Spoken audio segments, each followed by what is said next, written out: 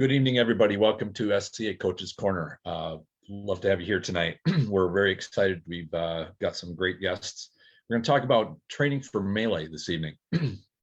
And before we get live here and we start introducing everybody that's come in that are going to be our coaches tonight, I just want to mention this episode is going to be difficult to cover everything there is to cover about training melee in a 90-minute episode. So forgive us. We're going to move on. We're going to try to cover as many topics as we can. We're not going to go into tremendous detail on any particular one, but we do want to cover enough to give a good snapshot of how to get started with melee training, whether you're maybe a brand new person and you're coming into a group or you would like to get into melee training. This will be a great episode for you, all the way up to how do you get start preparing yourself to go to large melee events or wars, things like that, and participate in large scale melees. So with that, I want to introduce some of our guests tonight. We have our homegrown coaches. Duke Bronis is here with us this evening. We have Viscount Bess is with us as well. And we've got two commanders, Sir Pelinor from the Mid-Realm and Culann from the East. And I'd like to jump to them and have them give you a little bit of their background. So why don't we go to Sir Pelinor first? Hi, I'm Sir Pelinor. I'm the current Mid-Realm General of the Army. I'm also a member of House Darkmoon and an avid spear fighter and melee fighter. Excellent. Pelinor, welcome. Thank you for coming. Thank you. Excellent. And this is Culann from the East, War Commander. So Culann, why don't you give your little blurb? Hi, I'm Viscount Culann from the East Kingdom. I'm the East Kingdom Warlord, raised in the Northern Army in the East Kingdom under Culann and Farrell. Favorite forms are glaive and army. Splendid. Yeah, it's great to have you with us tonight. And then, of course, we've got T. Ward as being our producer tonight, so he's taking care of our behind-the-scenes stuff. So where we wanted to start with this, we wanted to start with small groups getting their melee stuff together. Maybe they've got, a handful of fighters or a dozen fighters, and they want to look into how to get organized and get going. I know that there's going to be a lot of groups out there that have, a few people that maybe they're interested in melee, maybe done a little bit, but they kind of don't feel like they've got a good structure for how to proceed and kind of get going. So maybe let's cover a few of the very first steps to take when it comes to getting geared up for melee. And I just want to jump in with one thing, and that is the great thing about melee is you don't have to be an extraordinarily talented single fighter to be very effective in melee. And that's kind of the beauty. It's one of the great equalizers. That's not to say you're going to, run across the field and go one-on-one with a Duke and annihilate them. But it also means if you play your cards right, you can stack your advantage to make sure that their advantage has been kind of nullified if you play smart, and that is playing as a team. And this is something I got into very early, and I loved it. The fact that you can go out and with good teamwork, you can tip the balance from individual skill into good teamwork, and that is a blast. I mean, it is so fun to do. So who's got some good ideas for some initial things you want to cover as you get started? Bronis, maybe you can get started with that. Yeah. I think you bring up a good point. I think the biggest reason why so many people tend to gravitate towards melee, especially in the beginning, is it is the great equalizer. It's like, yeah, I can't, maybe I can't run over there and kill that Duke. Who knows? That Duke may be using a spear and I have a shield, and it may be the end game for him. But I sure can grab 3 of my buddies and run over there and kill them. So you get that accomplishment feeling. And the one thing inside of our tournament combat is that's a very difficult place to get to. It's you have to spend a lot of time training and working on stuff, and it always seems like it's a struggle to get to that place where, hey, oh my God, I'm super excited, I just beat Duke Wadu, whoever, and it's like, and then you realize he was holding back or whatever, right? But in melee, it's all evened up. And you got stories, and that's the even better thing. You get, you can go back to camp as like, oh, I was fighting this great tournament, and everyone's like, oh, But man, you go back to camp after everybody's pounded it out on the field all day. You're all sweaty. You're all waiting for showers. You're all drinking beer. And that is what has made the SCA, and better than almost any other organization out there. I don't see giant martial arts tournaments where they got 800 guys on a side running at each other and kicking and punching each other in the face. You just don't see it, right? And you don't go home after it and camp with your buddies and talk about the stories. And it really, I mean, that's the game changer for the SCA, I think. And I think it's going to be great to add this suite of episodes around Melee to Coach's Corner. Excellent. Viscount Culann, would you care to elaborate on how you would get started on the topic? One, I think is Grace hit it right on the head. There's something about the camaraderie being out there together, before, after, facing, the Pennsic saying eternal friend, annual enemies, eternal friends. I can go out and have a beer with my buddy who's fighting on the other side all week, and still, it's a good time. And I think that's really what the Melee and the SCA is about. As far as getting started, I mean, you can get started with 3 people doing Melee.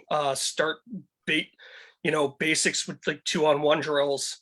All you need is just some idea of what you want to accomplish, and that's where you start your practice on. Pelinor, would you care to give your thoughts? Yeah, I agree with Culann. A really good start, if you don't have a larger group to work with, is with a 3-man team. For one thing, it's easier to get a 3-man team together and going to events together to practice and practices to work together than it is, say, a 10 or 20-man team. Also, when you get your 3-man team going to different practice and events, you learn how to trust each other, how each other is going to move. And then you can do things that people just thrown together can't. And that's where you really raise the bar in what you can do, is by knowing what each other are going to do. Sure. I remember way back in the day, this would have been probably 30 years ago now, we had a mid-realm general who came up with a plan of basically trying to sponsor groups, especially groups spread out all over the place, how to get into doing melees. And so he put out this challenge that he wanted to have these lances form, which were 3 to 5 people. Oh yeah. And they would come and practice. And my group of friends, we weren't a household group or anything like that, said, you know what, this is a good idea. This is the perfect thing. And we would show up to practice, and our normal practices were somewhere between, I guess around a dozen, maybe on a good night. And so we'd always get the 4 of us, and we'd say, all right, any 4 that want to come fight, let's come out and fight. Let's do 4-on-4s. And then we got to the point where we were doing this so religiously that, and none of the other fighters were really taking it very seriously, but we wanted to be, solid. And we got to the point where any 4 you'd put out, we would take them out very easily. And they said, all right, we'll do 5, and then we'll do 6, and we'll do 7. We'll do, by the time the summer started to wrap up and Pennsic started to get close, we had 4 of us facing 9 or 10 and would usually win, just because we got so used to being together, working together, moving together. We were blessed by having, our lead shield guy was very aggressive, and he was a former football player. So he liked hitting lines. He liked studying where to, how to get an angle, how to use some maneuvering. And we kind of all stayed together. And because we were smaller, we didn't use any of the large weapons like the spears, 9-foot spear and 4-on-4, not really very useful, but just a combination of 2 shields and 2 pole arms, learning how to work and move together and fight on the move, which was a huge thing that is not really part of tournament combat. You don't fight in tournament combat at a trot or at a run, nor do you practice hit and run where you hit somebody or try to take them out and then you disengage and you go find another target. So some of these things were it didn't take that long to develop some solid skills that served really well into the future. And you could do that at a practice with only, 8 or 10 people. Yeah, I All think right, that's Bess is pretty quiet, so we got to throw something at Bess. yeah, we got to throw something. We got to get Bess involved over here. That's right. I just unmuted so I could talk. So one of the things about practicing melees at practice is that it's easy to do if you have eternal enemies. So if you're going to be doing, say, 2-on-2s, or you've got a couple of 3-on-3s, if everybody just tags, oh, I'm dead, you go back to whatever your res point is, and then you just come back in, and it simulates people coming in and lines rejoining you, and it teaches you how to rejoin a line. It teaches you how to communicate. One of my biggest gripes in the whole world are people who don't talk in a melee. I'm a shield and I'm in the front line, and I don't know if they've buggered off. I don't know if they're dead. I don't know if they're going left or if they're going right, because I'm focused on the guys in front of me. So this gives you the opportunity to practice talking. There's not too many helmets that are mounted with rear view mirrors on them. Not so many. So you know that you're there. If you've got a pole or a spear behind me, you know you're there. You know you haven't gone anywhere. And I'm sitting there going, I haven't seen anything happen for like 5 or 10 seconds, which is a really long time in a melee. And I'm like, guys, are you there? And I've had people say to me afterwards, Bess, I'm here. Don't worry about it. But I do, because I have on occasion been the only person around. So I would encourage you when you're at practice to practice your just constantly never really actually dying, coming in, and to talk to people. I'm dead. Or when you're entering, it's Bess, I'm on your left, I'm on your left. That is super important. And I will say this, I am not really good with my lefts and my rights. In fact, I'm hideous at it. On behind my shields where I'm facing it, I have an L and an R written on them, because you laugh, but the number of times I said to somebody, we're going right, and they go herring off that way. And I'm like, yeah, that's not really right. It's just a helpful little tip. So I will share that with you. So that's what I would recommend for small practices to get started. Pelinor. Yeah. So in a practice, one of the things you need to do is actually be fighting with your teammates. So instead of fight one fight, stop for 5-10 minutes, fight another fight, stop for 5-10 minutes, just keep going over and over again. Maybe stop in between. If something happened that somebody didn't quite do something right, throw out a sentence or two on how they could do better, or something, or just to address the situation, and then start over again. Just keep going over and over. If something really safety wise or something happens that you need more instruction, reassemble that fight where they were and say, well, this, and just show how this happened. But the big thing is just keep going, keep fighting together, and because that's what it builds your endurance, but it also builds your teamwork and your trust. If I could jump in with one on there just real quick, and because you make a great point. One of the things that I noticed as I watched small groups practice, especially starting out, they would often go in without any plan. Like they wouldn't communicate before the fight to say, okay, what are we going to try to do here? And they would just basically march up to the other side and just try to outstrike them. And that's a crapshoot. What I noticed worked really well is when we have some kind of a basic idea, whether it's just let's go around to one side, or especially with small units, just pick one target, one guy, one fighter, and just say, we're going after him. And when he's dead, we're going to find somebody else. But that means everybody is going towards the same target. And when you go forward, there's no ambiguity with what your own people are doing. Culann. I think Branos was before me, but that's right. Go. One of the things I found really helpful when starting and training with the small groups is to actually stop them before point of contact and see where they're at. Have both units go at each other, and either right before contact or right after they've made initial contact, call hold see where they are, and ask them to explain what their plan is and what they were looking for. And it helps teach awareness of the units. They're like, well, oh, we were going to try to go right. We're like, okay, well, you're going right. Your two buddies are going left. So how'd that work? No. And the same thing with the other side. And it gives a lot of feedback. You reset the units and then let them go again. So, what I'm going to bring up is we kind of jumped into the piece where we're talking about how we put people together. But before we even get there, one of the biggest keys is, guess what you have to know before you go do melee? How to fight. So I get really a little bit tired of people who are like, well, I don't need tournament fighting because I just do melee. That's a line of bullshit. The better you are at fighting, the better you're going to be in melee. Situational stuff is totally different and adds a layer, but you have to be able to throw a blow.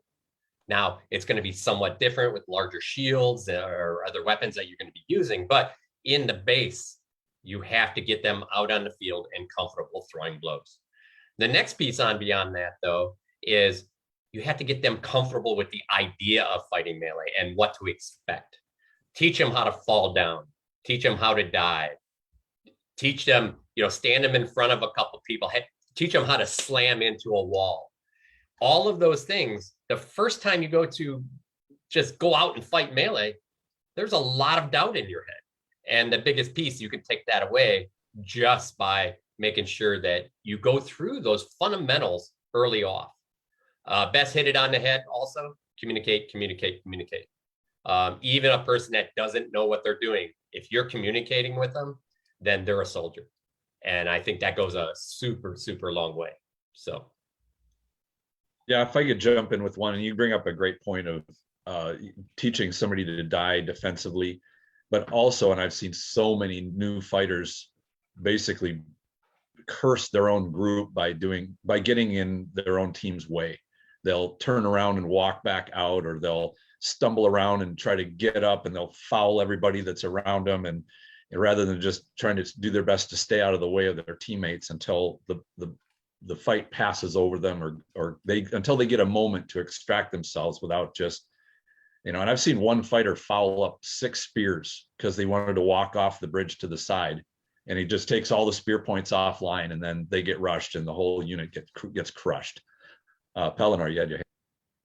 Yeah, to go along with what Bronos was saying, something else that we try and teach is that you may not know who you got hit by. You're engaged with the whole other line, and you may glance over to your left, but get hit by somebody from your right. And somebody that's brand new might kind of stand up and start looking around and be distracted, and that hurts your line and could get them hit harder from somewhere else. So I'm going to go back, if you guys don't mind. We had a question, and I promised that I would answer it. And I apologize. I'm popping a few of these questions in our chat on the side. I'm not used to the new way we're doing things, so I'll apologize to our producer. But one was, how do you train to encourage beyond external techniques? Have we gone through commands? If you hear it, echo it, die forward, all of those things. I guess the question is, how do you train besides, and I think you guys are starting to cover this, just, okay, some of the things we talked about is like, we can yell orders and stuff like that, but how do we train the execution? Right? I mean, I think that's what this gets to. I can yell, hey, don't stop moving. Well, how do you train somebody to not stop moving? Who has an answer for that one? All right. Go ahead, Colin. Go ahead. Yep. I think, again, like some of the drills that we talk about, the drill I was explaining before we cut back to the basics, being able to walk through with your opponents, walk through with your teams, and have them, having a senior person on hand to be able to coach them through and go, okay, this is where you stopped, and you guys should have kept moving here. Just talk to them about it. Try to give them as much encouragement as you can. Pelinor? Actually, I was going to say just about the same thing. Do walkthroughs and explain. That's how. That way, they know when they start moving, they know what to do when they keep moving. But I was going to say the same, just about the same thing Culann was. Okay. Bess, you had to look like you got something on your face. You're going to tell them they're all wrong. No, not at all. I agree with all that. But more than that, I think you ought to show people. So if I say dive forward, well, what does that mean? Like, I can say the words or I can say keep going, but what does that mean? So if I want to say to somebody, bring a buddy, well, again, what does that mean? I can say a lot of words, but until people know what those words actually mean, then they're kind of useless, so when you're practicing a drill, if you've got your commands, and Bronis, I know you guys have like specific commands, like what do they mean? Like, we're pretty simple in my household. We've got some pretty simple commands. And going back, I just want to address something we had talked about earlier. And this is for the smaller people who are watching us, Kim, and people who think to themselves, well, I'm a smaller fighter and I can't be in a melee because I can't do shield smashes or whatever. I'm 5'4" 3/4, and those 3/4 are super important to me. I weigh 158 pounds, and I fight with a shield, but as a friend of mine says, aces and places. So when we're kind of punched through a line, it's stupid for me to be in the front line. We have some big guys, we let them punch, I'll follow up behind them. And that's the kind of job that those of us who are smaller can do. So you have to, melee is often, we talk about it like it's a big man's or big fighter's game, and it is, but those of us who are not also have other ways of contributing. And I just, it's really important to me that I say that. And there are some very good roles for smaller fighters. Even in, the first one that comes to mind is things like skirmishing, because smaller fighters tend to be lighter weight. They tend to have, better strength to weight ratio, so they can move around a lot and don't get as tired as having big guys out trying to, cover a lot of ground on an open field. But one of my favorites for smaller fighters is using them for like on a bridge battle, where normally a slight build fighter would think I'm useless as a shield person in a shield wall on a bridge. Like, why would I even be there? But one of the favorites that I like to use is when all the spears come forward on the other team, is do a rake. So you take one small fighter on one side, send them out, and they run horizontally across the line, and they take all the spear points offline. And almost every time I do that with somebody who's small, being small is hard to hit, especially if you've got a big shield line on the other side. To be small and quick and agile works really well for that role. In fact, better than anybody else. I'm going to just talk about a small person real quick first, and then Pelinor and Culann are like, it's melee, I got more to talk about. I'm going to take a quick one on that. First piece is, even a small person, I tell you, I'm not a giant person. And I had a bum arm last year, or 20 years ago, when we actually went to Pensacola because of COVID. But anyways, about 3 years ago, there was a hold. I looked back at a bunch of guys behind me. I like keep up. And man, before that lay on was even called, they're like, you disappeared in their line in between people and shot all the way to the flag. Like, how do you, I couldn't get through people because I'm too big, right? There's an example of what small people can do. So the timing and educating a small person what they can do and showing them, like we talked earlier, like put two people together, smash them in straight on into one person, see what happens. Probably going to get stopped.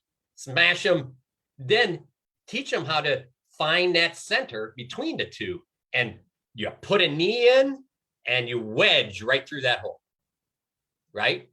A small person can actually do that sometimes easier than a big person. And if he can open that wedge a little, then you bring in the giant people right behind him, because all they need is a little bit wider opening, and then you have a giant hole. So that little guy can actually be a key member to your group. Mm-hmm. Go ahead, Pelinor. This is from a spearman's perspective.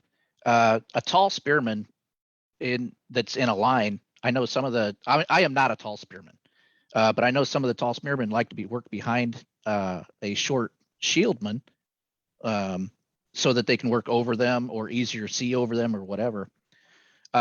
Another place where I use a small or a short shieldman is for the mobility. That if we're in a field battle, I'll use a shieldman in front of me as if they're my shield and just direct them around, and maybe distract somebody while I can spear, or just basically they're my shield to move them around.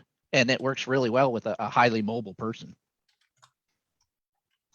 I would just like to add a little thing. As one of those smaller shield men, people, fighters. I'm a shield. I'm a Fighter. shield.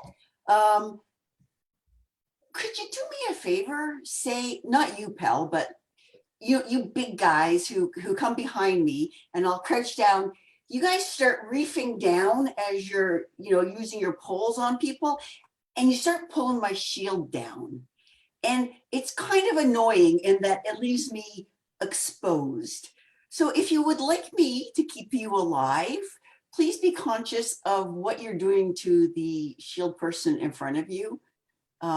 I have, on occasion, been resorting to stamping on the feet of the people behind me because they're going to get me killed, to make them stop what they're doing. So be conscious. It's that kind of situational awareness, not just of them, but what are you doing to your own people? So that was my big comment for that one. Colin, did you have something you wanted to say?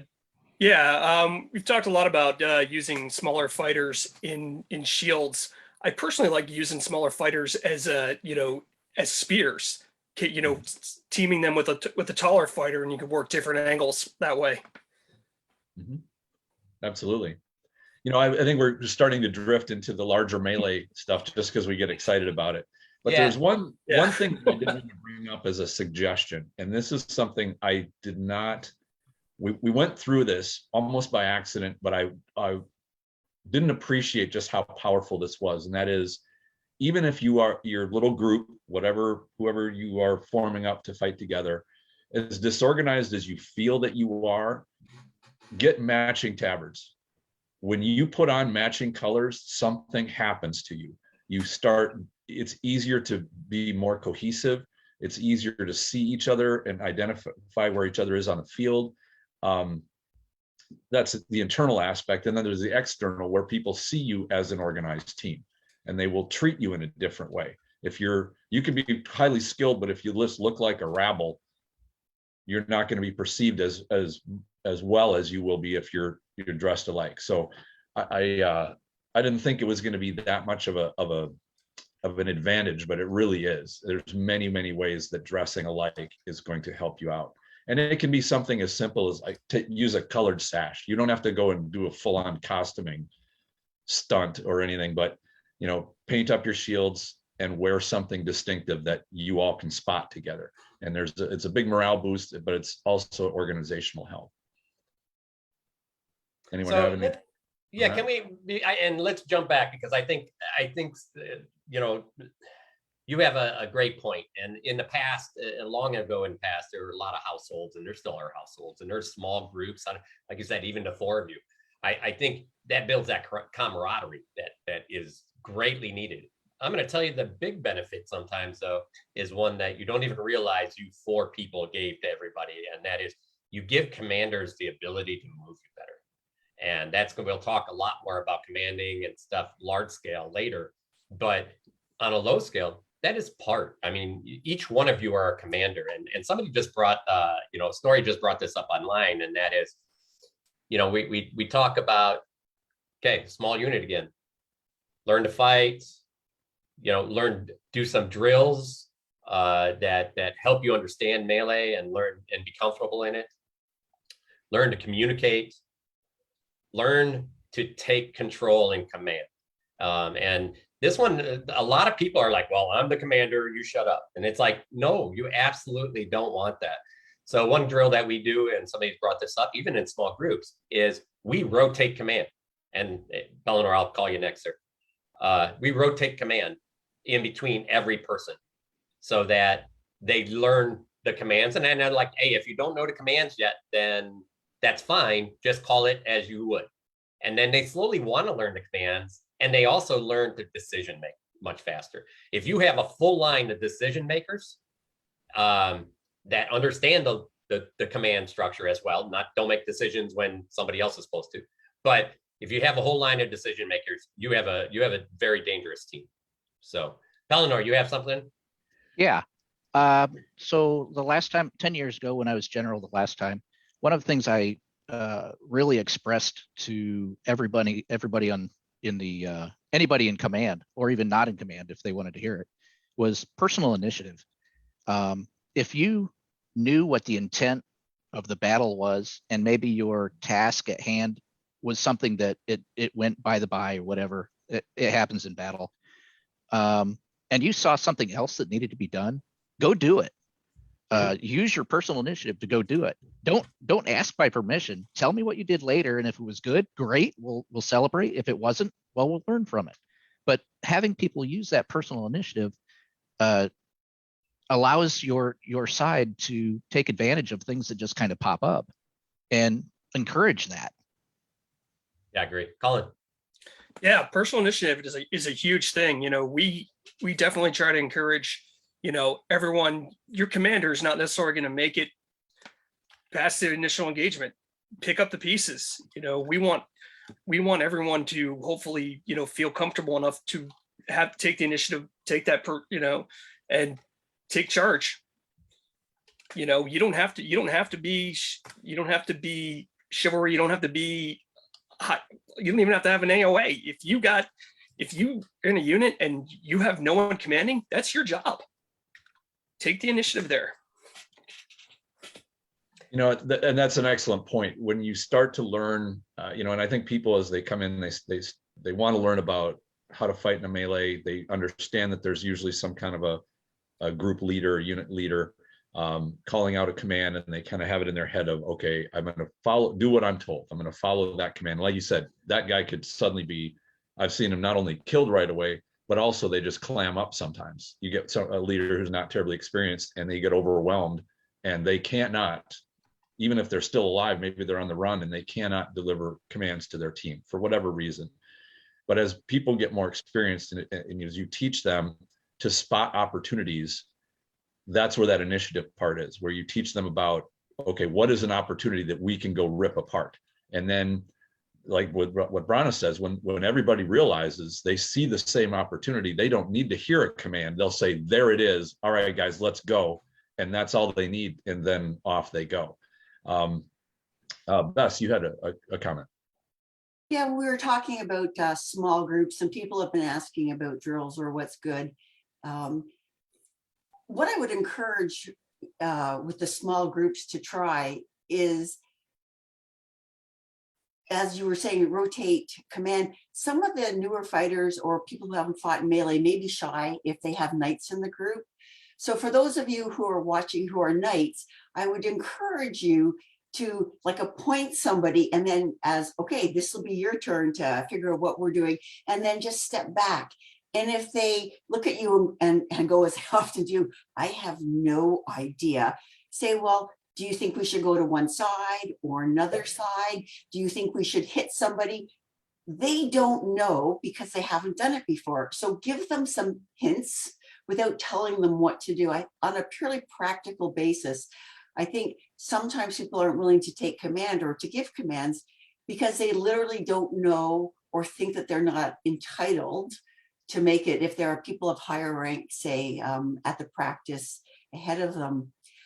I would also like to encourage people in smaller groups to practice what becomes very important in larger melees, but still very good in small melees of 5 or 10, a concept of leg 'em and leave 'em. It's something that we say all the time, but I've seen less and less, or heard less and less of practices these last few years, even excluding COVID. And that is, when you're fighting somebody, take them on their legs so they go down. Don't kill them. Leave them alone, because they're a half person on the ground now. They're not going to necessarily be able to reform. If you can run around and take people's legs, and it's say 5 on 5s, you now have 5 people on the ground. maybe they'll form up, maybe they won't, but your team will be standing. And then on a purely practical basis, if they're down, you have the advantage. So I would encourage you to practice leg them and leave them. The other thing that I would encourage you to do at practice is to not kill them exactly. So if we have 5-on-5s and somebody's chasing me, or I got 2 people chasing me, it's now 3-on-4. I won't engage those 2 that are chasing me. I will, maybe let them think that they're going to catch me, but I will run around so that my 4 can kill the 3 that are left, and then they can come and join me. And then together we can kill, hopefully, the 2 that are chasing me. But the more people that I can pull off from the main body, the more that I can distract by being a fighter running around, it makes it better on my team. The odds are better on my team. So you can do a really great job by not actually engaging, by kind of like, oh yeah, come and hit me, and then backing up or running away or running backwards. And if they act like, oh, well, Bess is boring, she won't fight me, kind of attack them a little bit, but be super defensive and then pull away again. And you can The word for that is skirmishing. Well, sure. Yeah. But these are the kinds of things that you can really practice in your small groups, and they're incredibly effective. And then they really help, again, in large melees. Pelinor. Something else that you can practice in a melee is a 2-on-1 drill that we call it a pin and envelop, where one person comes up, kind of stands them up, and the other person comes around to the side. Well, that can scale up. You can do that with 2 3-on-3 against another 3-on-3 or another 5-man group. And you can even scale it up even higher, where with maybe 10 people or 12 people, you can do some of that pin and envelop with small skirmish groups. Yeah, we do it with whole lines.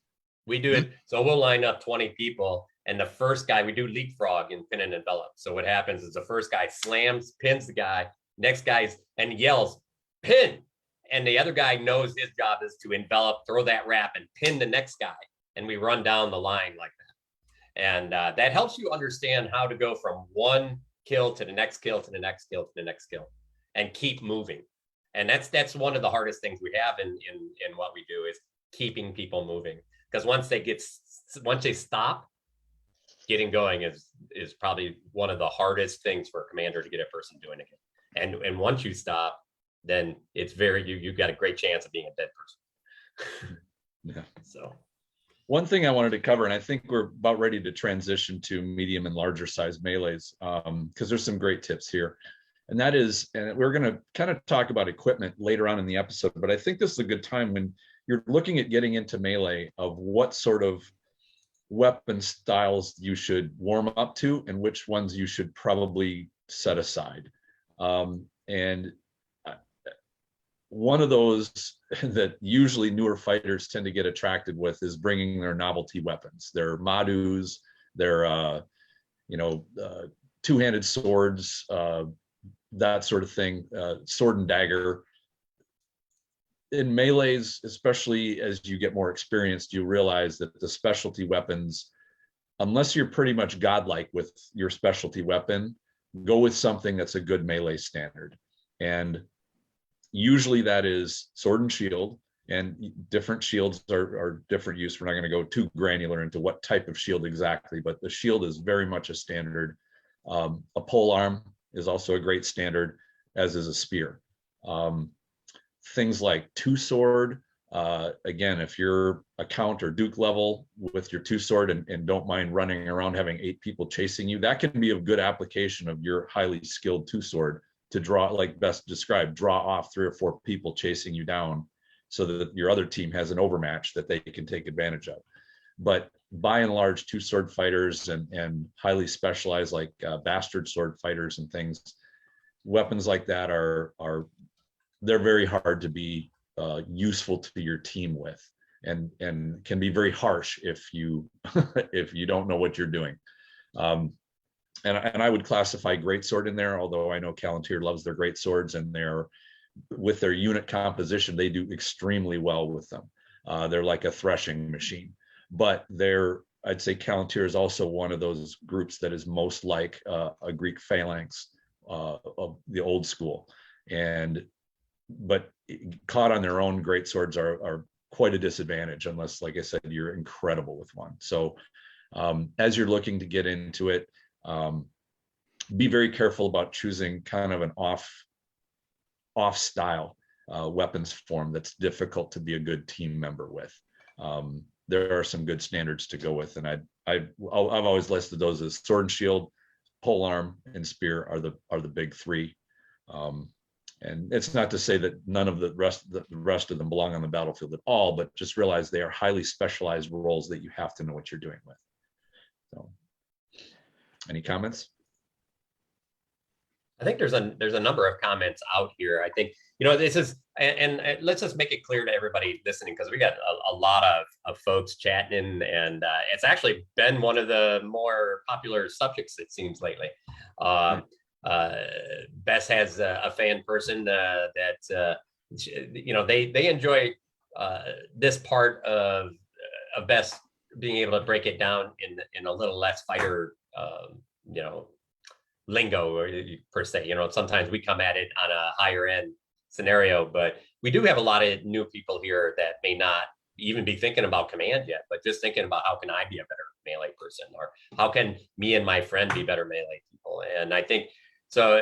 The thing I want to point out there, this is not the first and last show around melee. We are going to jump into each of these topics more from beginning and hopefully all the way to the end, maybe, you know, even post Penzic, and we can have these two fight it out about, you know, who won, who cheated, and all of that kind of stuff.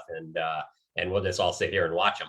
But, you know, the idea being, we want to be able to have a little bit of, you know, we want to kind of give an overview of everything, get the interest out there, make sure there's interest out there, and then really start kind of pushing this, get other really good melee people in, and doing some other comments.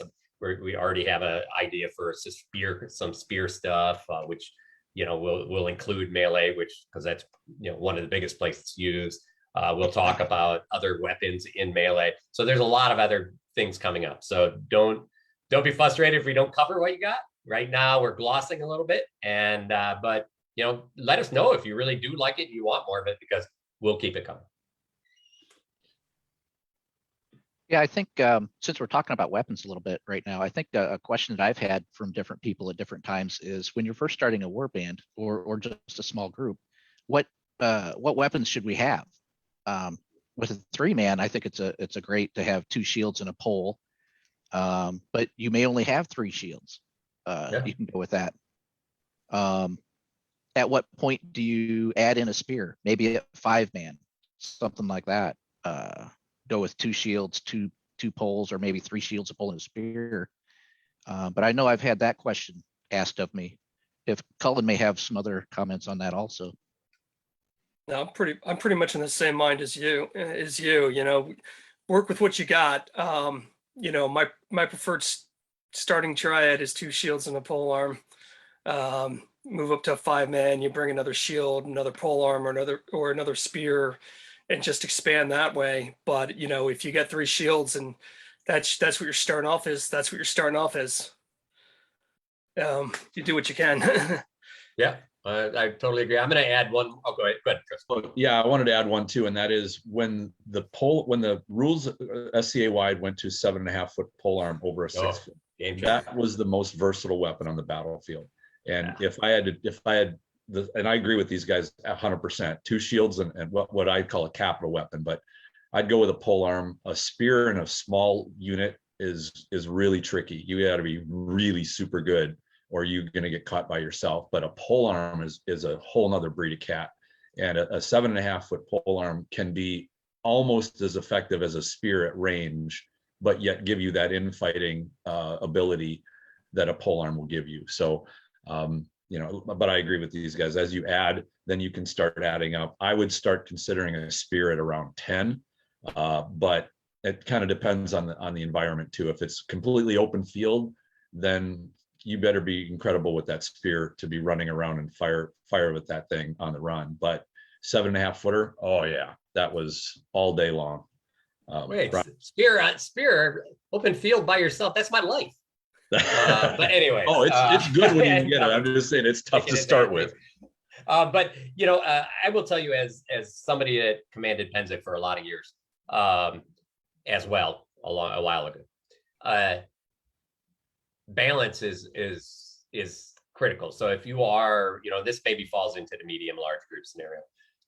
The balance of a unit is critical. If you want to see exactly what that means, take a look at what's happening in the Ukrainian-Russian war. The issue that happens in a lot of these cases are, you can take a look at what happened in almost any war. If you have air superiority, that's great. But if you can never put it on the ground, it doesn't matter. If you have ground superiority, but you don't have anything covering your ass in the air, it doesn't matter. So if you look at a lot of our armed forces in the United States, they have a little bit of everything. I mean, or they'll mix units well, because they know that you have to have a balance to actually really be victorious over something. We used to have a unit of 50 guys, pretty much all shields and a couple of spears. We could put shield walls up all day long. But what we found is we had to go get people to help us, just not sit there and get pounded on by spears over and over and over again. So the idea was, either you got to find some long weapons, the spears, to add balance and danger at a different range. And that's part. So just keep it in mind. It's great to have 10 guys with shields. Believe me, I love it. But 10 guy, or 6 guys, 2 poles, 2 spears, 6 shields, 2 poles, 2 spears. That unit's relatively balanced and can actually execute more than just 10 guys with shields. Absolutely. So. All right, so let's shift into talking a little about more medium size melees. And by medium, let's talk with, say, minimum of 15 on a side, up to maybe 30 or 40 on a side, where, yeah, Bess is getting giddy already. I love it. So now you may be looking at, rather than one cohesive group, you might be looking at 2 smaller groups that fight together with each other. But now they're hooking together to fight as one unit together. And this is where practice of that is now takes another, you go up another level yet to how do you now work with another group who you don't normally train with, and you're not sure how they tend to operate or whatnot, and they don't know really how you operate. I think the key is going to be to communicate well, just as before. It doesn't matter if you're 3 people or 30 people. If your side is not communicating well, there will be, it's just luck that you wind up winning more than anything else. And while luck is nice when it emerges, you don't want to count on it. And it could be even, there are a lot of groups that have got 6 people. So you're 25 might be 3 groups or 4 groups trying to work together. And I think balance is one of those things. And I've been there when groups of 6 pole arms show up. I'm like, okay, well, what do we do with you guys? You're not going to be your own little self-contained unit, because you're probably going to get chewed apart, but we can certainly spread you out if we can integrate you with other shields or other groups, things like that. Culann, you have a point. Yeah, this goes back to what we were just talking about. When you get those groups together, taking a look at that weapons mix and what you have is going to be key to figuring out the strengths and weaknesses of each of the units in that side. Mm-hmm. And I think if a group of, say, 6 to 10 people, if they all say, I'm going to go out with spear today because I want to fight spear, I think they're going to have a better overall experience if a half of them say, all right, I'll do shield. You got, get your unit balanced rather than spread your unit out over with a bunch of other people that you don't normally fight with. I think overall, It's a better thing to try to fight with the people that because that's where your teamwork is going to be the most solid. Pelinor, did you have something? Yeah, at this 30 people, that type of thing, you can start practicing multiple unit movements in the open field. Maybe you stack them up one in front of the other, and when the first one hits, the other one comes around, or any number of those things. Other things that you can drill or work on now you can start working on maybe bridge battles or a a small opening, what you want to do there. Maybe you cup, or you can teach people how to do that, how to defend it and attack it with that many people now. Just those are a couple of the drills that you can work on now with that size of groups. Sure. Yeah, those kind of numbers give you a great deal of latitude of things that you can practice, because even when you go to large wards like Penzik, yeah, you get some big units moving around, but for the most part, what you're dealing with is a fairly small frontage of your small unit. Like, does your unit know how to do a column charge? Does it know how to do basically like a corner clip, or does it know how to maneuver around together? Like you said, when you see a frontage, you see another unit that's engaged a front, can you organize and stay together as you go around to the side and attack together? Like, those are the meat and potatoes of maneuvering for units like that. Bess. And then Bronze. One of the things that I think is important, if you're going to have multiple small units, say 5/5s, to recognize that you're probably going to have 5 groups of 5, say, who are accustomed to fighting together. At least in small kingdoms, like here in Eldamir, we have our small melee groups from various baronies or cantons, and they're accustomed to fighting together. If you are the person who's running it, I would encourage you to look at these individual groups. It's like, okay, up here in Eldamir, Ramshaven, you 5 are going to go this way, and oh, this household is going to go this way, and you guys are going to do this together. So you're not breaking up units. You're not asking people who don't know each other to fight together. What you're doing is you've got 5 different units fighting together in a cohesive manner.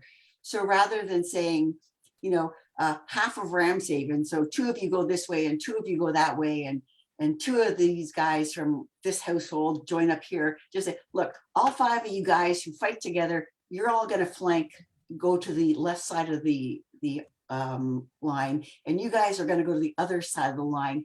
And that way you've got people who know what they're doing. And again, with different groups and different people, everybody has different words for, Tristan, you use clipping the line and whatnot. Yeah. I tend to use quite, as has been commented on, I use like little words because everybody knows the little words. I don't always know what people mean when they say dress left or dress right. I'm like, am I scooching? Am I walking? Am I moving? Like, what does that actually mean? So if you're going to be working with people that you don't know, what I would encourage you to use simple terms. You guys, hit the left side of the line, go 2 people past, and then if it's 5, you're like, hey, Bess, you're the middle person. You hit this line and let's envelop it from the side. Let's surround it from the side. And I think that's terribly important.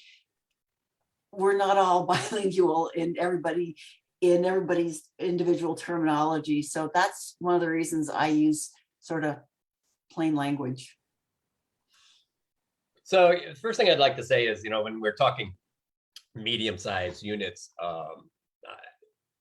I actually look at 30 people as a relatively large, between medium and large. It's relatively, there's not very many groups that field 30 people, especially groups that actually train together. We can assemble groups from around areas and bring them together once in a while, but real groups that train together, that's very difficult. We do have some big groups that have done that and swell to 50, 60, 70 people, but it's a pretty rare case. I know that there are a number of groups in the mid-realm, and when I say groups, there are a number of regions in the mid-realm that may field 30 people at Penzik, 35, maybe 40. So, just be aware when we're talking about this, the way it's talked about has to change, because a lot of times you're going to have people, like Bess says, that have to come together out of other areas and don't train together all the time. The hard part we have in the SCA is that we don't have that many chances to do that. So this is actually where we fall back into, is if you have people from all over the place, the key is to find a common set, if that's common set of commands, if that's a common set. And this is why we have a common set of commands in the kingdom, so that we can make sure that and I love how you put that, Bess. He was like, okay, wrap them up over there and put a present thing, put a big knot on it. And unfortunately, we don't have time to really do that often. And more words that come out, actually, sometimes the more confusion you add. So you have to be a little careful on that as well. Pardon me.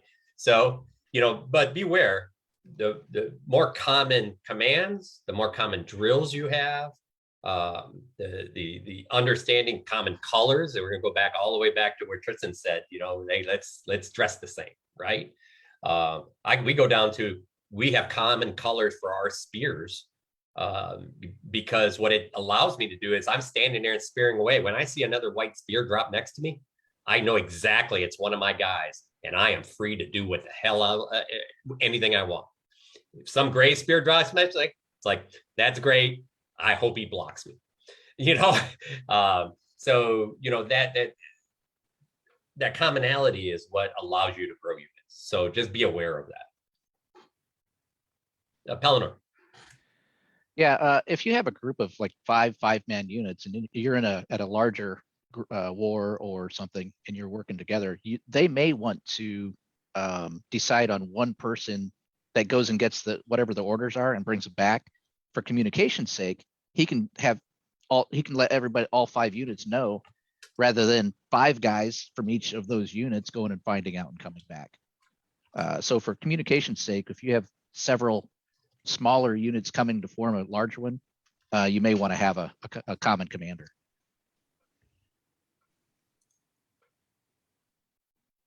One thing I wanted to add in too, which is, and I think Bronis is absolutely right. If you get a group of about a dozen, that's a pretty solid melee group.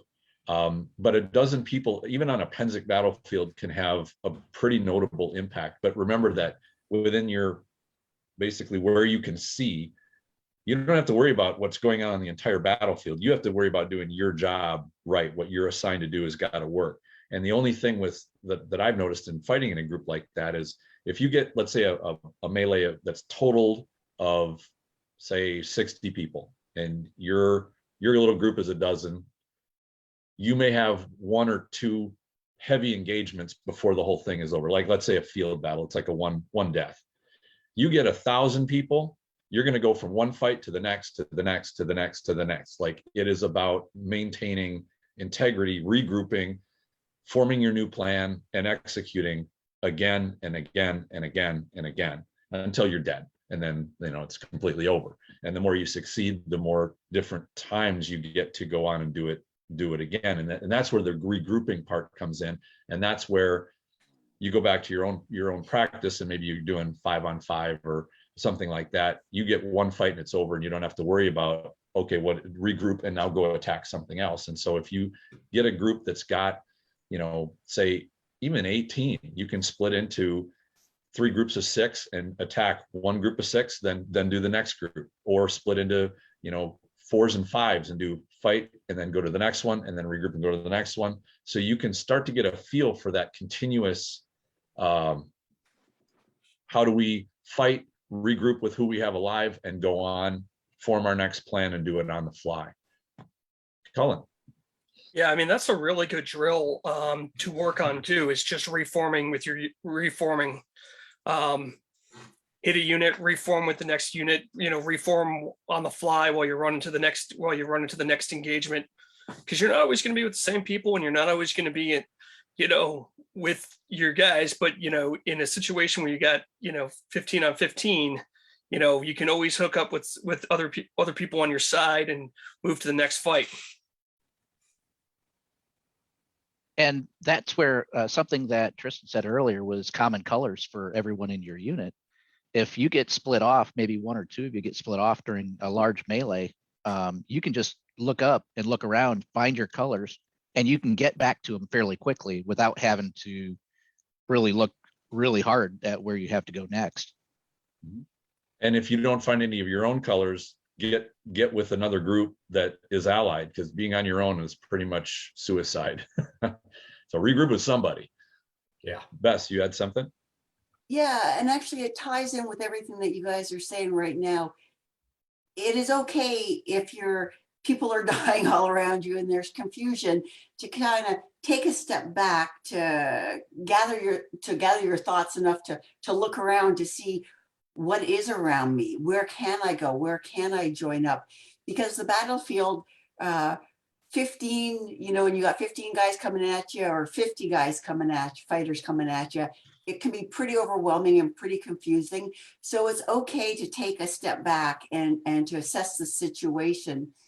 And as Pelinor said, and as we've all said, you can see if you're wearing the same colors. Oh, hey, there's a dark moon guy. Hey, Moony, form up with me, or I can go join them. But you can call them too. If you can see, you've got one of your house over here or some of your barony over there, again, my barony's Ramshaven. So Ramshaven, reform. So you've got a bunch of scattered fighters pulling together. And I think that's really important, because one-on-one in a melee, we're going to die. We have to be together for that. The other thing is, it was a comment made in the chat, fighter brain, we kind of get deaf and we kind of get focused and a little bit dumb. So it's really important to use your ears. The number of times I've heard somebody yelling and yelling and yelling, and the fighters just aren't focused or aren't listening. And it's hard to listen, but it's really super important. It can keep you alive. If nothing else, listen to your friends calling you, back out, back out, back out, and you'll stay alive to fight some more.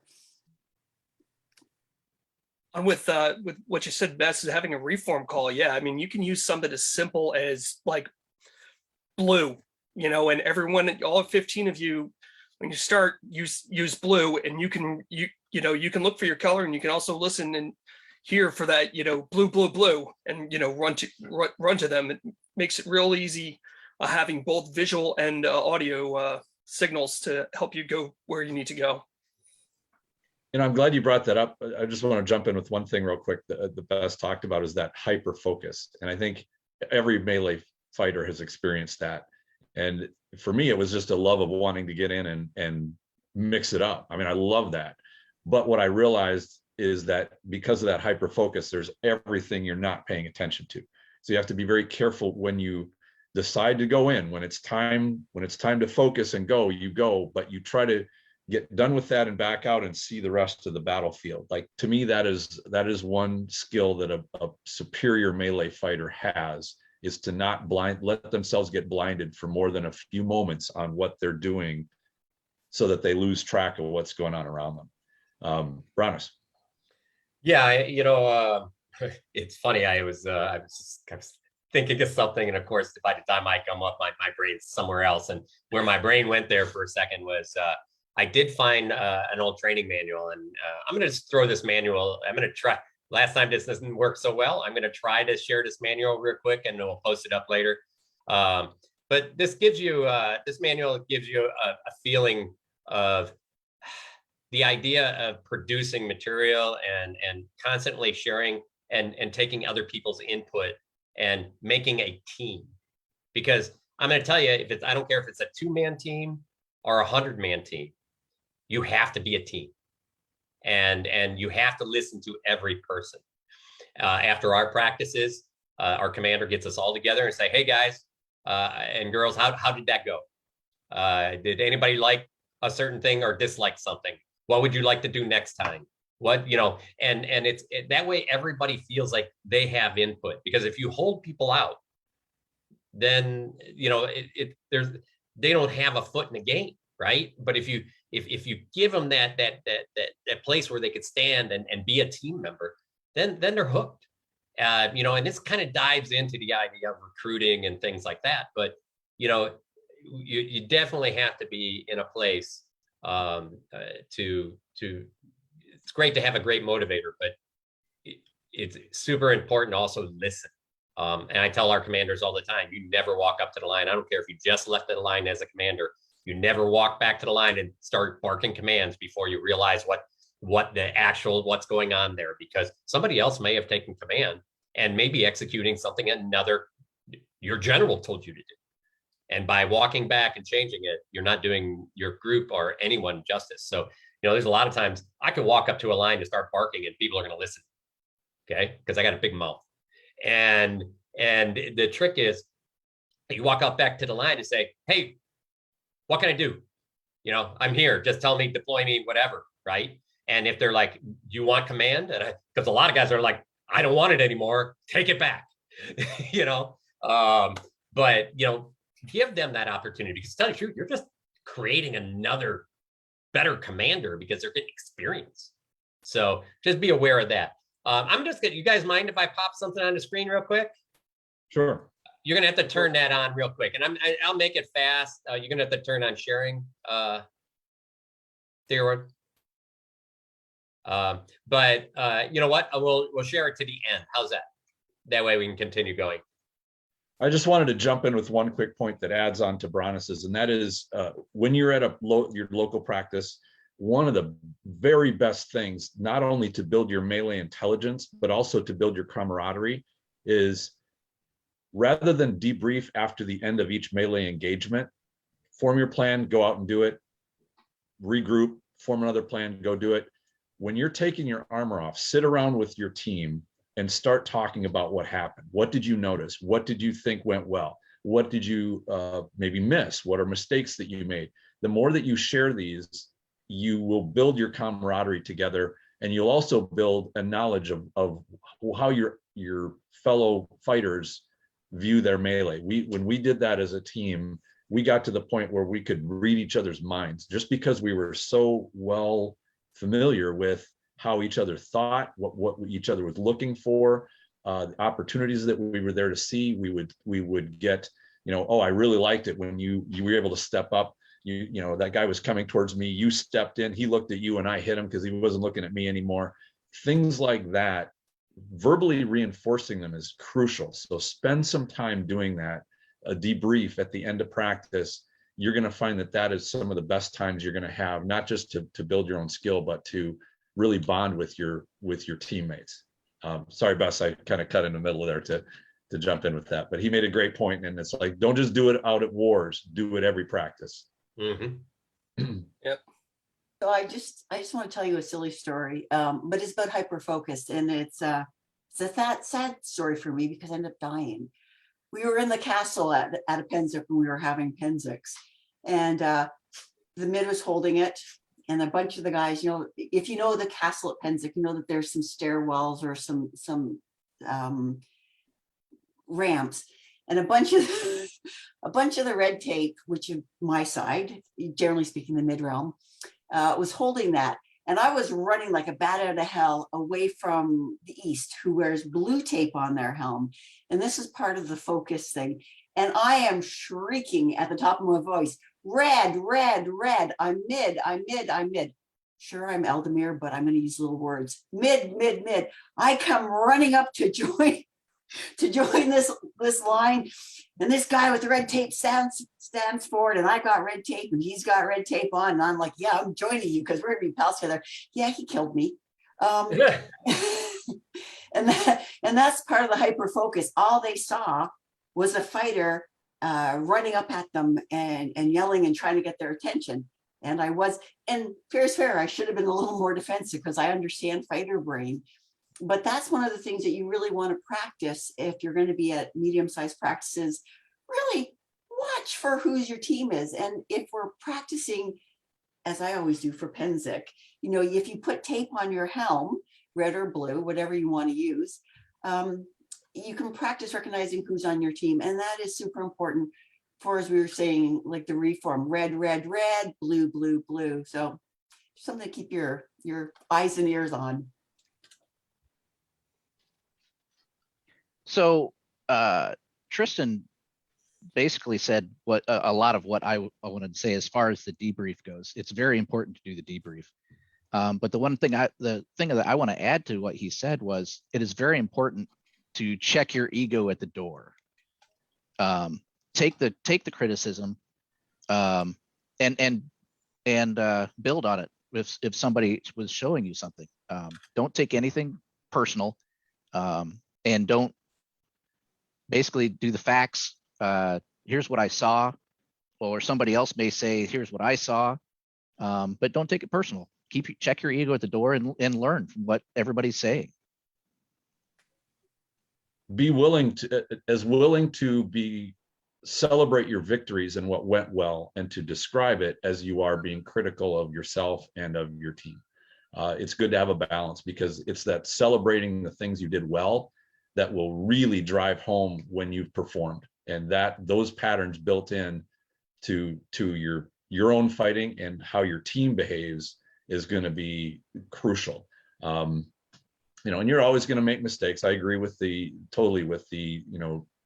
make your criticisms general about the behavior, about what you're looking at, rather than saying you did this wrong or you screwed up. You don't want it to be personal. When you and the thing about celebrating those victories, the positive things, you're going to build a camaraderie that can actually make it easier to withstand the criticisms, because you know that there's a great deal of love between the fighters. You're going to have such a bond there that when you say, hey, listen, you really screwed the pooch there, you dropped the ball, and somebody's going to I did, no problem, let's go on to the victory, let's go on to what we did well, and we're going to clean that up, tidy it up. So totally good observation. Culann. Yeah, use those after actions use them to talk about the losses, use those losses to be teaching moments. You don't need to focus on them being oh, we really did this wrong and messed it up. Take it and use it as something that you can learn from, like, hey, we really messed up hitting that line. What could we do better next time around? Or what was wrong with that engagement? And use all those losses and those screw ups to be teaching moments for the unit. Yeah, and the best way to do it is say, okay, that sucked, and then laugh it off. Be like, all right, how are we going to do this good next time? We're gonna change this around. Well, and we're going to go back home and we're going to practice something, and we're going to drill on something, so that next time we go out, we don't do that again. And it is 100%. We go as like, not only do we talk about what we did well, it's like, okay, where did we break down? And we're like, well, our line integrity wasn't good. Okay, well, guess what we're doing when we get back home? We're going to practice some drills of line integrity. We're going to stand a shield wall up there. We're going to slam people into it. We're going to stand a bunch of spears in front of it. And then we're going to move some pole arms. We're going to do some mixed unit against it. And we're just going to rotate those 4 people. Everybody's going to keep rotating out and in. And we'll run that for a while. And, that way we start learning how to communicate. It's like, hey, slide over a little more. You're a little too close, or you're a little too far. Tighten it up, that kind of thing. Go ahead, Tristan. Yeah, one thing I want to add too, and that is the way we would always do it, is to say that every practice is the real thing, and every real thing is a practice. I remember we were together, there was about 10 or 12 of us, and we went out to an Armageddon out in South Dakota, and Palinor had a big contingent that showed up. And we just said, you know what, let's work on column charges today. Because if we can column charge through Palinor's shield wall, we can column charge through just about anything. Because it was a level of competition that in our home group we didn't normally have, because nobody had those big scutums and whatnot. So we spent an entire hour-and-a-half res battle doing nothing but column charge after column charge after column charge. And by about the 4th time we finally made it through, because they're pretty stout. Their shields are they're a well-experienced group of melee fighters. Oh yeah. And by the time the 3rd one, we were picking ourselves up, or 4th one, they're like, oh, you guys are going to come at it again, aren't you? Like, see you in a few minutes. And then we would go back to res point. And, we figured out things like, you don't do a column charge right on a line of hay bales in a shield. You go in about a rank or 2, like 1 or 2, so that the one that's between you and the hay bales gets knocked off the hay bales. So, we just got, all right, here's how we execute it. It's like, yeah, it's a real melee, and there's points involved, and there's going to be a victor, but this is going to be better practice than we're ever going to get at home. So let's take advantage of it and make it, form it up. And by, half an hour into that, we had column charges down pretty well, and they hated seeing us coming every single time. So it was great fun. I mean, that's what the SCA is about, right? It's about great fun. As much as we get into, we would like to win and we want to do well, and we hate it when we lose. If you allow too much negative emotional influence on that, where you're beating yourself up for any mistake or it didn't go very well, realize you learn more from failure than you do from success.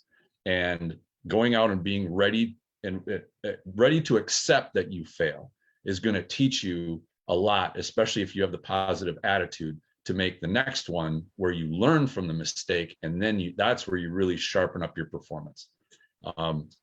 So never feel that any melee is too serious not to go try something ambitious. And I'm not talking crazy or suicidal, but if you got an opportunity to face a tough target, figure out how to take it on and make the most of it. Your group will learn a ton by doing that. So you can learn a lot from going to events and using it as a practice. So one thing our group does, Dark Moon, is we'll get together in the spring and look at the whole summer, what events are going on, and we'll say, okay, all of us want to go to this event, or let's all go to this one, let's all go to this one, let's all go to this one, and as many people as can will get to those, and we'll be able to use those as, like you said, as a training tool, as a practice against larger groups, or larger groups that are either better than us or just larger in numbers. And that's one way we will arrange some of our training, rather than just practicing amongst ourselves or the local group. Yeah, I would agree 100%. And we do the same thing. We got the Legion that, usually we have about 70, 80 folks in the past. Let's see how COVID did to us. But we're from a couple of different regions. And so we don't get to practice all the time. But what we do is we figure out what events, we like, okay, these are the melee events for this year. And then if it's close somewhere, someone's house, they'll host a barbecue or something there. So everybody just hang out and do stuff together, fight all day together and do stuff together later. And even if you don't have everybody there, as long as you have a mix and you can work with the other people, and that way they get a feel for, hey, what are Detroit guys doing, or what are our Cleveland guys doing? And, they can get that feel. And for some of the smaller groups, or even individuals who don't get that time because they don't have enough people around them, they'll make those, because that is their melee time. That is their training time. So, keep that in mind when you're putting a team together, and when we're falling right back into learning, right? And we started with learning how to fight and learning how to, communicate, learning how to be a group, and now we're talking about, learning how to bring people together. And the one great thing about melee is you can go from 2 people to, 800, when you're in a scenario of commanding a side. Both these gentlemen here are going to be commanding 400 or 500 people on the fields at Penzing, between all the kingdoms and everything else. And we have commanders all the way down that structure. So, there's a lot of opportunity, but it's earned, and you have to work hard to get there. And both these guys have. So, one thing I wanted to add on too, with the attitude of every event being a practice, it also tends to, by taking that attitude and making sure everybody in your group understands that, it can lower their stress level of going into a melee, especially if they're beginners or fairly new to it, because melee initially is very intimidating, and it can be quite frightening. And by saying, okay, we got to do well here, you can take somebody who's inexperienced and ramp their anxiety level up to a point where they're not going to perform very well. And I've found that just say, hey, this is what we're going to practice. Here's what we're going to do. And if we die, who cares? We're going to come back and do it again. It tends to lower people's blood pressure a little bit and make it a little easier to deal with the stress. Pelinor. So part of the fun of going to events is actually either getting there or coming back. What I have done is we'll get a van, or if somebody has a van, you can fit 4 or 6 people in there. If you're one of the experienced guys, invite one of the young guys to come with you, with your group, or a couple of them, and you can be talking about whatever questions they have on the way there, on the way back, along with going to a barbecue or a restaurant together. It's a learning experience for the young guys, and it can be a learning experience for the older guys, because they have to express what it is they're trying to teach or trying to say, and it reminds you what you already know also. One of the things I think it's really important, and I would like to say this to anybody who has not experienced a large melee. Smaller melees are easier, but large melee or war, the first time you get out, I can remember it, it's overwhelming. There are weapons coming at you in every possible direction. There are people yelling. There's a lot of noise. There's a lot of dust. It's hard to breathe. And that's normal. So I don't want, if you go out for the first time, I don't want you to think, wow, I really suck at this. I'm feeling overwhelmed and I'm stressed and I don't know what I'm doing. I apparently can't melee, because I can assure you that everybody is feeling that way. And I think that's a really important thing to hold on to. The other important thing to hold on to is what we say is that no battle plan lasts beyond the first contact with the enemy. Something always goes wrong, oh, we're going to do this and we're going to do that. And then we're going to come there. And then oh, wait, 95% of us died and you've got to make it up on the fly. And that will also be normal. So when you're out there and you're a little bit overwhelmed and freaked out, especially at your first large battles, and for some of you with COVID and Pennsic, say, because I'm close to the mid, being our big war, it may be your first time this year. So please be gentle with yourselves when you're overwhelmed and be aware of the fact that it's absolutely normal to feel like this. And I want to add one more thing. I have been lucky enough to fight as Eldamir, as an ally, both for the mid and for the east. And I can assure you that everybody on both sides are as honorable and as good fighters as you could hope to see. There will be a times when you might say, oh, that's stupid mid realm, and they might say, oh, that's stupid East Kingdom. But the reality is everybody is just like you. Everybody is looking to have fun and everybody is trying to take things right. So please hold on to that when you're out there, when you're fighting.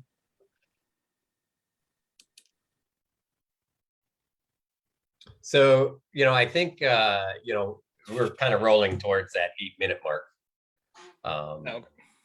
So let's, Culann, did you have something you wanted to kind of cover here?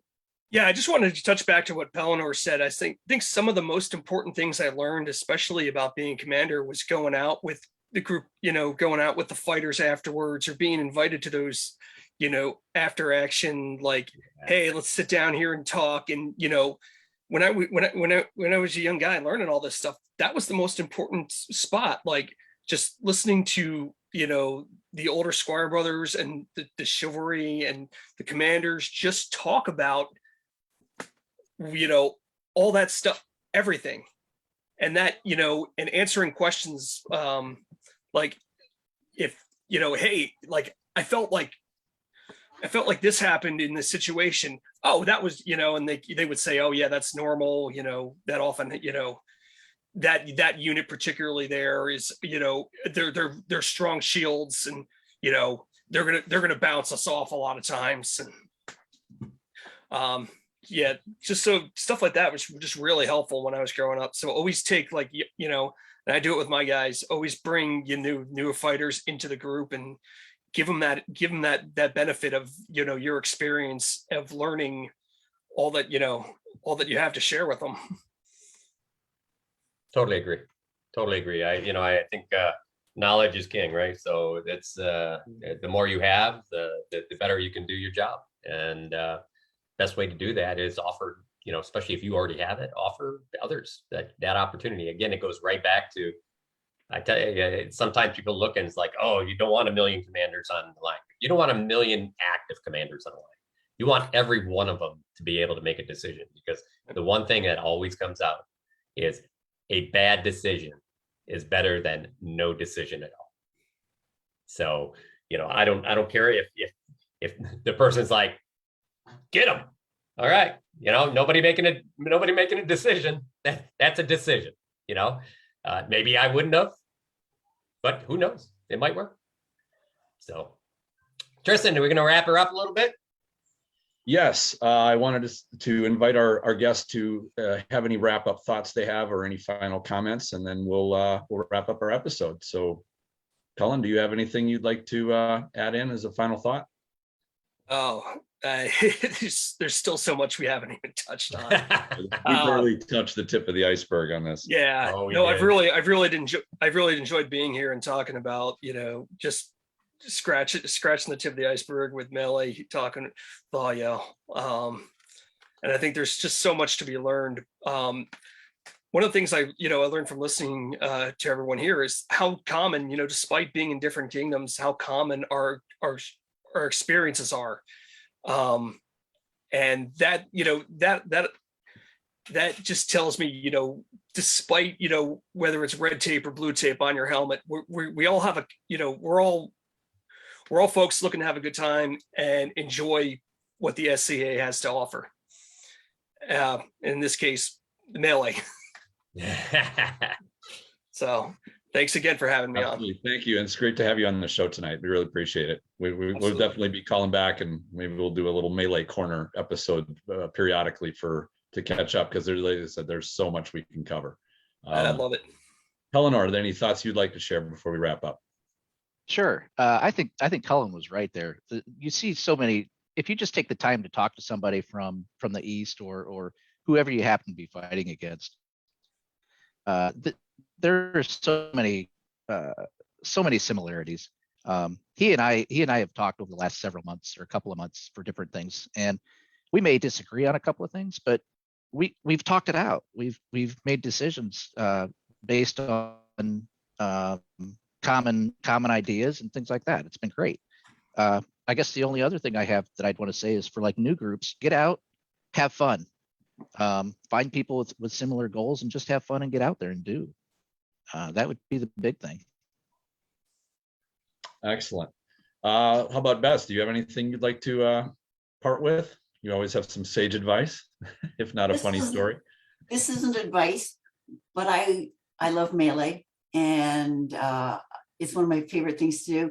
So if this year, if you're doing your first Melee, please feel free to drop me a line in Facebook. I'm Bess Mortimer, and I'd love to hear how your experiences are and how they went, and if you liked it and or if you didn't like it. I would be very curious. So please, after your next Melee, keep me in mind and let me know. That's right. But be aware, if you tell her you didn't like it, she's going to ask you a million questions. That will be your punishment. He's a Melee PTSD counselor. All right, just a real quick couple things. I'll pop one page up. I'll share it later with everybody on the Coach's Corner. But I think this is an example. I mean, out of probably all the wars, Pennsic is obviously the largest one. It's been going on forever, longer than any other. And this idea of eternal enemies, forever friend type of deal is, we have it right here. I mean, we got the Eastern Commander and Mid-Realm Commander, and you can see that we're all just trying to enjoy what we do and help each other and share it with everybody. And that's a pretty big thing. We have a lot of, in a lot of martial arts, even in boxing and things, there's people don't want to show what their specialties are. They don't want to teach those things. They want to hide stuff so that, maybe just share with their own guys. The best way we can become a better Melee group, a better tournament fighter, better coach or teacher is by sharing. And I appreciate both of you guys coming and doing that with us. I really enjoy that part of the society. I'm going to try this live feed. If it doesn't work, Tristan's going to close up the show and tell you what's next week. If it does work, then we'll close up the show and I'll tell you what's next week. But one of the big things that just because our unit, the Legio or Dark Yard unit is, like I said, usually about 80 folks, is and more in the past, is getting that information out there. And some of the best ways to get that information, I'm hoping you guys are seeing this,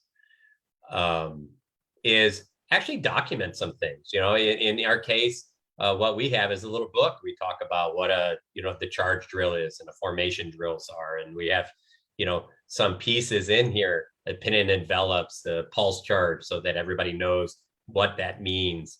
Column charges, where we'll line up people in a row here and just run one person through them, everybody kind of giving some resistance, so you can get used to going through a line as you're passing through a line. We have all our orders in there, and we have a lot of books like this. This is just one of the simple books that we give to our new people, so they have it. And then we have a lot of individual drills that we also cover, so that the more something's documented, the more you can share it. We used to share this a lot back when Leader Draconis website was on. And I'm trying to find all the old documents from there. I spent most of this episode looking, and I did find a lot of it. So, but I'll dig in and try to find more. But by being communicative to your unit, you'll have a more cohesive and a better unit, and they will stay together. We create, actually, and at Pelinor, you've probably seen them, the books that actually have all the names and commanders of our units, all the commands, our songs, our layout in picture format of little guys, usually Roman guys, and how each conurbanium is set up, and all of that. Each person has backups, and that way, here's your book. Here's your numbers and the contact information. Here's our events that we're going to this year. Here's our schedule of fight practices. The more they have, the less they can say, I didn't know, the more likely you're going to have them there with you. And the more you build a team, that much the better. So. Yeah, it pays to be organized. And when new people come in, they like having content that they can chew on. And they really do. They really do. It's beneficial. So I wanted to thank all of our coaches and our guests this evening for coming. Thank you to T Award for producing the show tonight. Hope everybody had a great time with it. I know we got quite a few comments. We tried to address some of them on the show, but like you said, this is a big topic. We could go any one of the things that we've talked about tonight. We could probably do an entire show on. So hopefully you've enjoyed this episode. Next week, we are going to be covering how our training has evolved through the years of COVID. So we're going to do a little bit of a review, and hopefully, just this show producing now, this is what the 127th episode of this has given some content for people that have been not able to go to practice, some things to learn about from fighting and spend their time on, kind of like the documentation part. It's ways to learn that are not just put your helmet on and go fight, but it's a way to build on your knowledge base in your spare time, in your downtime between your practices, even if there's a year or two between them. So we'll be talking about that more in depth next week. So hopefully you can join us for that. Yeah, and then we actually have some people that had shows going on through that period of time. So hopefully, hopefully we'll be able to get some feedback from them. As much as it was a sucky time, a lot of great content came out of it. So I'm looking forward to the show too. Very much so. Well, with that, have a good evening, everybody, and thank you for coming again. And we'll look forward to coming to you next week.